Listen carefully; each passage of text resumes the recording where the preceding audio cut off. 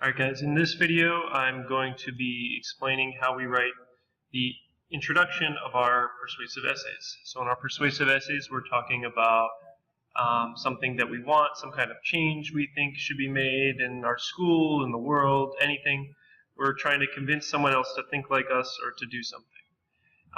So the first step to write your essay, you have to know what it is you want and then give us 3 reasons why we should think like you or we should do what you want. Once you have those ideas, then you're ready to start with your introduction. Okay. If you have good reasons, you can explain them clearly. You can make a change with whatever it is you're writing. Okay, so whatever change you want to make in the world. There's 3 things you have to do in your introduction. Okay, just like with our personal narratives, we have to catch the reader's attention. But this is a different type of writing, so we'll do it in a different way. Once you catch the reader's attention, you got to explain the problem clearly, and then finally end by saying clearly what you want. All right.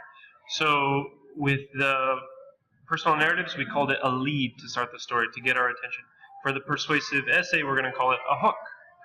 So what's a hook? There's different ways, and they're kind of similar to what we've done with our leads. First thing we want to do, we have 4 choices. You can start with a strong statement, a question, an anecdote, or a statistic or fact. And I'll explain and give examples of each of those. So one thing you can use to write as your first sentence for your persuasive essay is a strong statement. So say, and I have a few examples of strong statements that could be used hypothetically.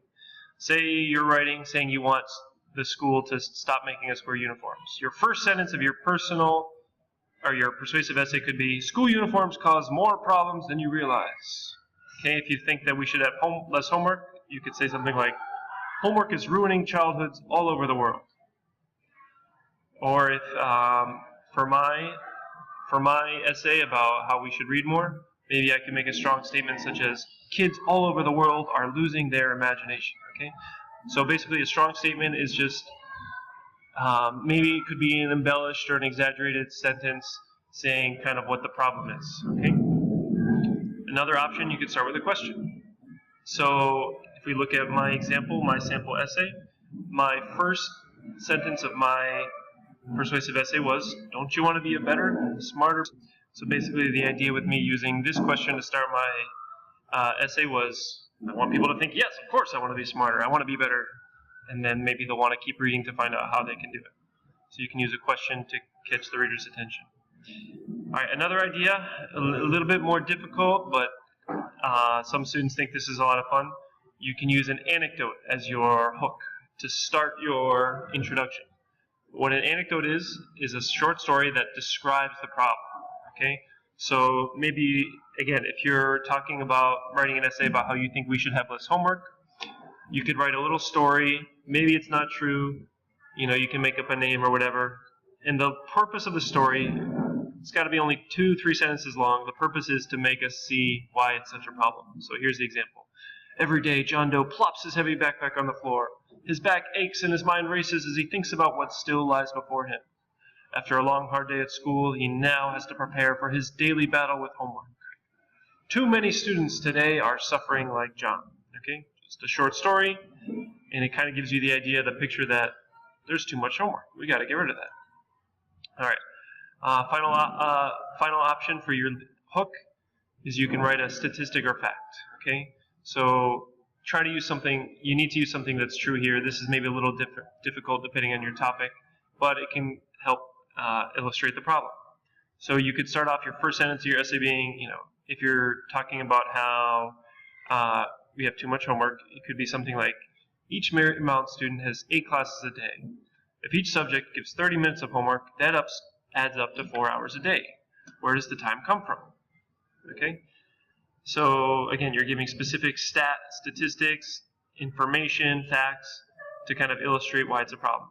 And then if we think back to my essay about how we should read more, maybe I could, instead of using my question like I did, I could have started my essay with a statistic or fact such as, people who read often score 90%, who read often are 90% more likely to do better in school. Okay, there's a statistic that kind of shows the problem. All right, so again, after you write your hook, You need to make sure you explain the problem clearly. We need to agree with you that what you're writing about is a problem. Okay? So in my essay, I could say something clearly like, students are not reading enough.